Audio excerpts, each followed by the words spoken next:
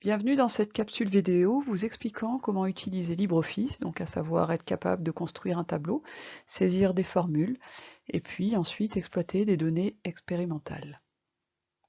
LibreOffice est un logiciel gratuit et multiplateforme, c'est-à-dire que vous pouvez l'installer sous n'importe quelle version Mac, Windows ou Linux, et c'est une version qui est maintenue, donc très pratique à utiliser.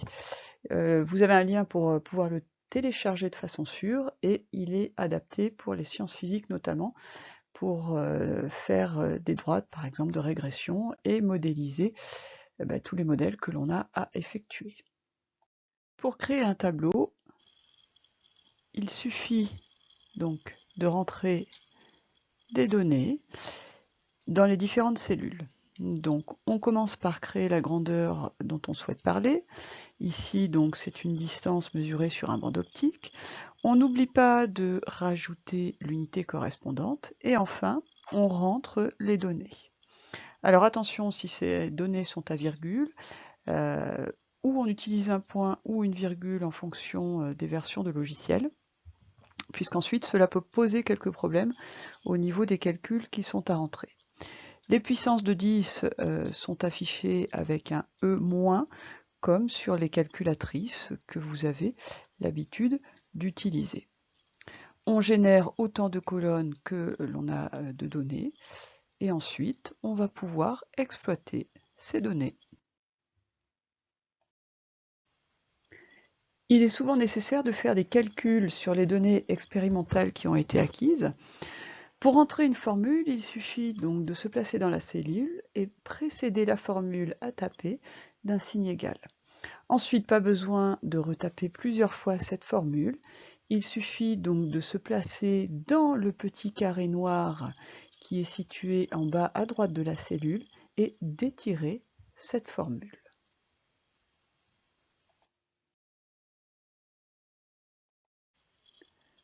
Pour modifier les chiffres après la virgule, il suffit de sélectionner les données, puis de faire Format, Cellule, apparaît une fenêtre où il va être possible de régler le nombre de chiffres après la virgule.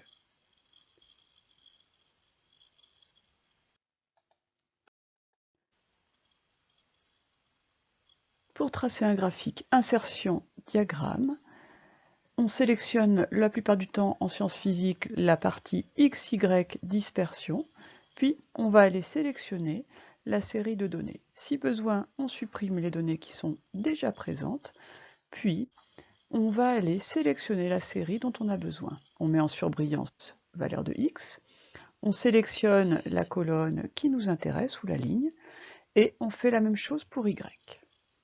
Valeur de Y, on sélectionne les données, et apparaît donc sur l'écran le graphique sur lequel on peut rajouter donc à quoi correspond l'axe des X, à quoi correspond l'axe des Y, ainsi que le titre si besoin.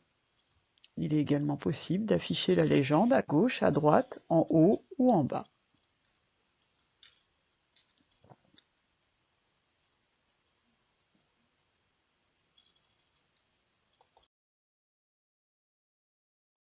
La dernière étape est de modéliser les courbes qui ont été effectuées.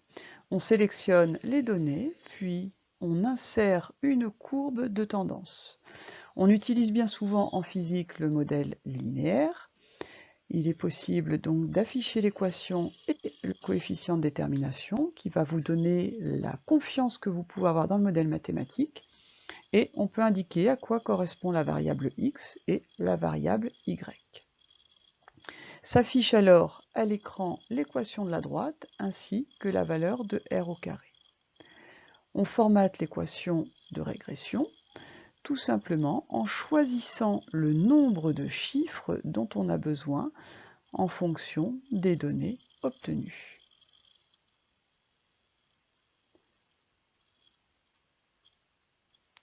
La capsule vidéo est terminée.